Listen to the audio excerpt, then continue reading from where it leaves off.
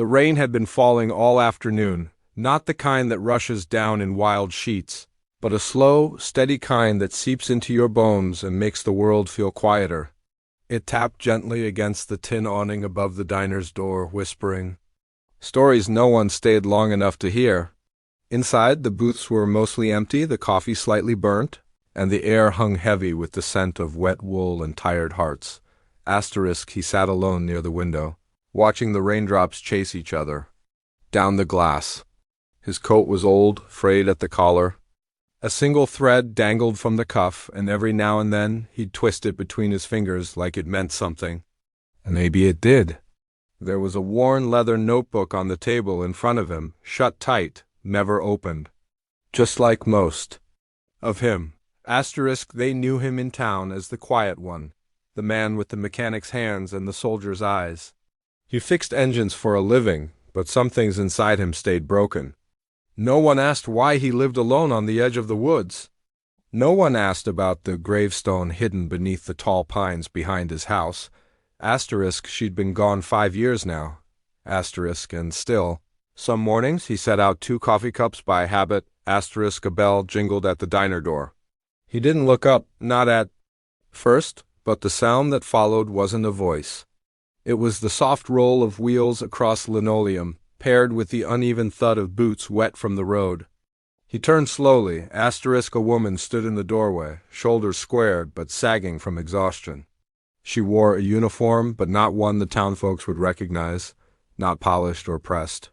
This one had traveled too far, seen too much. Rainwater clung to her sleeves.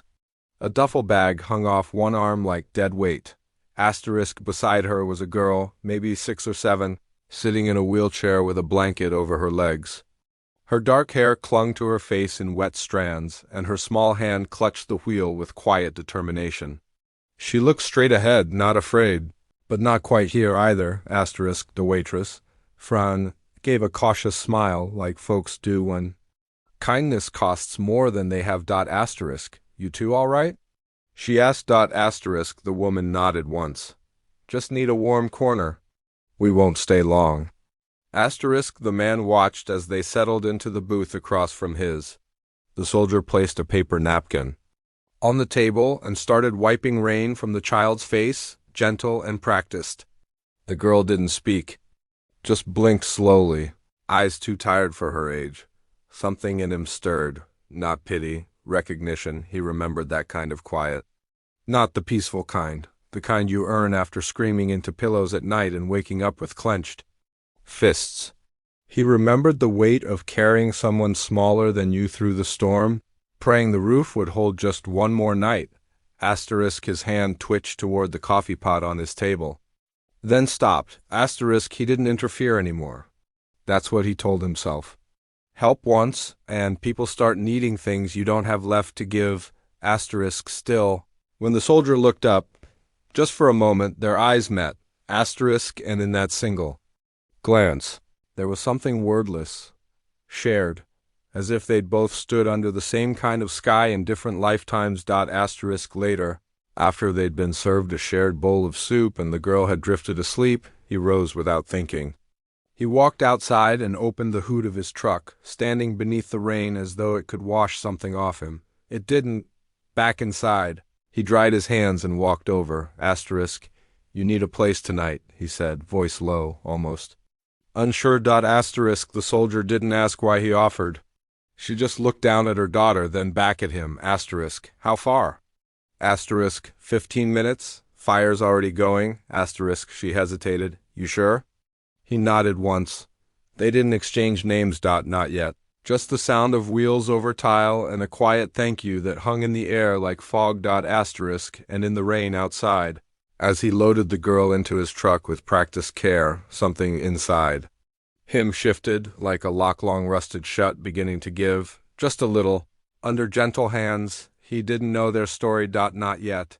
But he would. The storm was still coming. And sometimes the worst ones start in silence. The road to his cabin curved through a forest still wet from the season's stubborn rains. The headlights carved soft paths through the mist, and the only sound was the rhythmic squeak of the windshield wipers and the distant rustle of leaves. Remembering a wind long gone, the girl had fallen asleep again, her small head tilted gently toward the fogged window. He had placed a folded blanket beneath her neck before they started driving, the kind of quiet gesture that didn't need explanation. The soldier sat in the front seat beside him, hands resting on her lap, eyes fixed forward. She didn't ask questions. Neither did he. The silence between them wasn't awkward, it was understood. She finally spoke when the trees opened to reveal the glow of a porch lamp. She's 6, she said, voice rough from disuse. Her name's Marley. He nodded once, easing the truck to a stop in the gravel. The cabin was small, weather-worn and quiet in the way old homes are, as if it had learned to keep secrets. Smoke curled from the chimney and light flickered behind curtains that hadn't been changed in years. He carried Marley in his arms gently, like a man who remembered how to hold a sleeping child, even if he hadn't done it in a long, long time. Inside, the warmth met them like an embrace. A fire crackled in the hearth, its glow painting soft shadows across wooden walls. An old rocking chair creaked as if greeting them. On the mantel sat a picture frame turned face down, untouched since winter. A kettle hummed quietly on the stove. He placed Marley on the couch, careful not to wake her. The soldier watched every move, shoulders still tense like she hadn't stopped bracing for battle. He could see the fatigue in her, the kind deeper than muscle, stitched into the soul. She ran a hand over her face and whispered, "Thank you." He poured 2 mugs of tea, didn't ask what kind she preferred. Just handed one to her, then sat across the room. You from around here? He asked. No, she said. Just passing through, or trying to. He waited. She didn't elaborate. He didn't press. Instead, his eyes wandered to Marley, the way her small fingers clutched the edge of the blanket even in sleep. Her chair was old, patched at the corners. A ribbon dangled from one of the handles. He could tell. It had been tied there a long time ago, a gift from someone who meant well. She was born early, the soldier said quietly. Complications, the kind that don't go away. He looked back at her.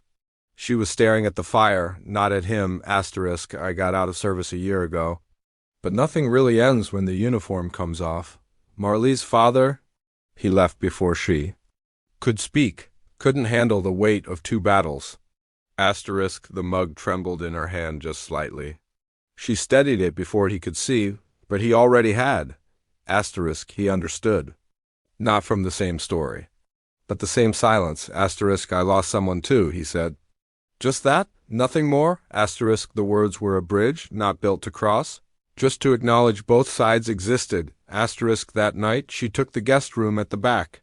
He stayed up late in the rocker, the fire soft on his face. He didn't know what it meant that he'd let strangers in, that he'd made tea, offered blankets. Listened. But something about the girl's small hand resting on her chest as she slept. It had unraveled something. The next morning came gentle and gray. He found her in the kitchen, sleeves rolled, frying eggs like she'd always lived here. Marley was already awake, humming faintly, rolling herself toward the window to watch the birds. I can cook, the soldier said. Least I can do.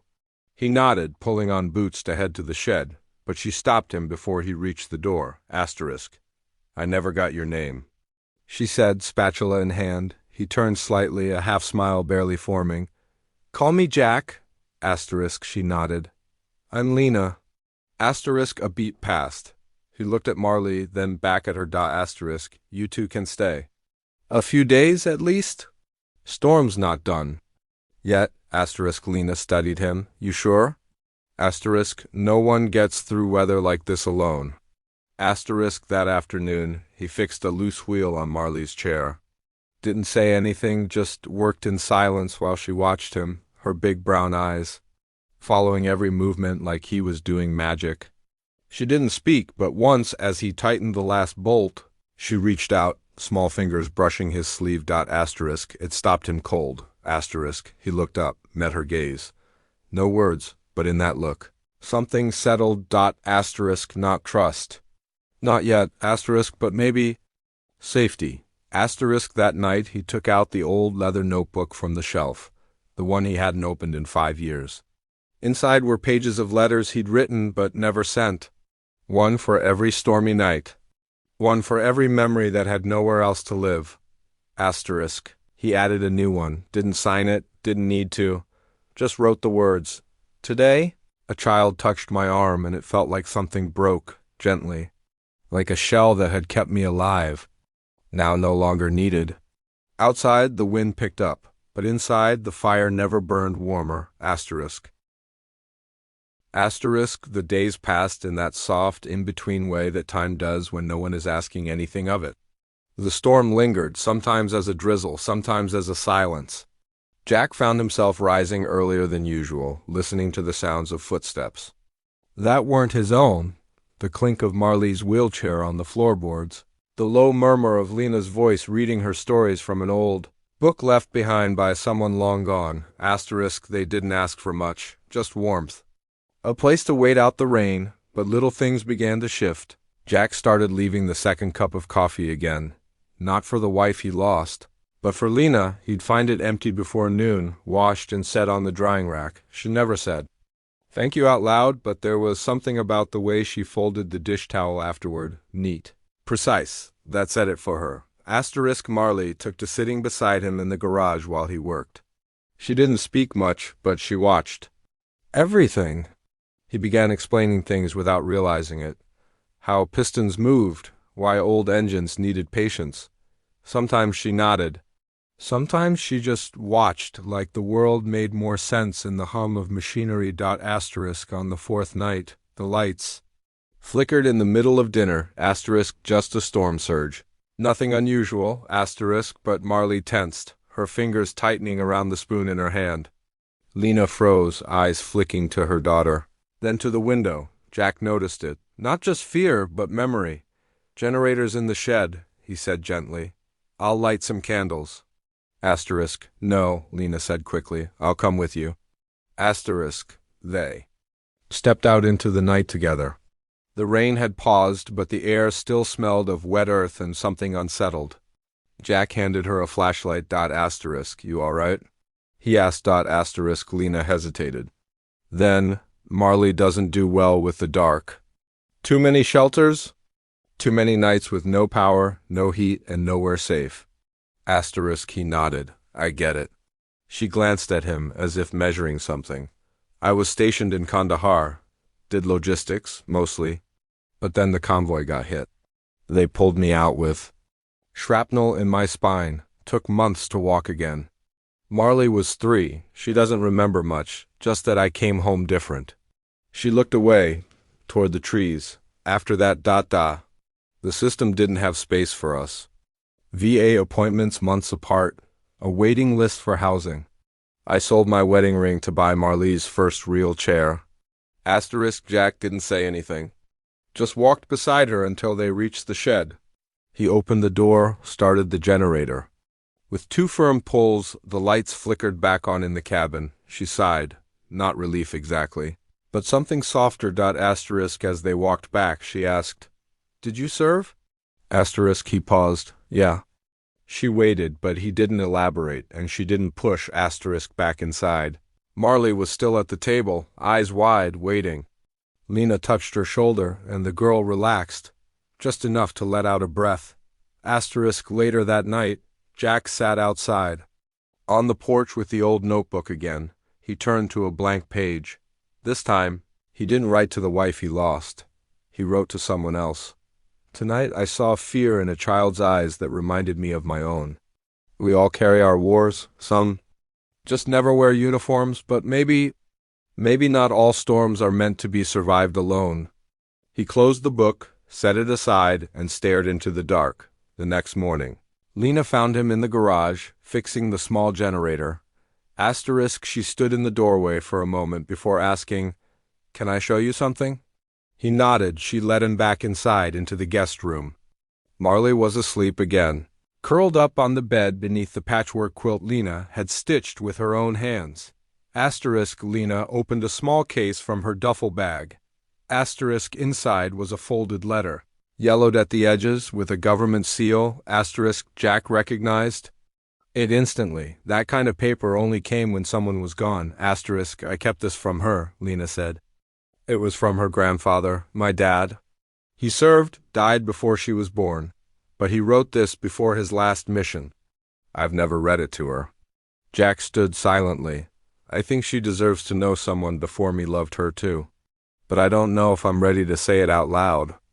Jack looked at the letter, then at Lena, asterisk, and something in him. Something he thought had rusted solid, opened just enough to offer his voice. Asterisk. I could read it, he said.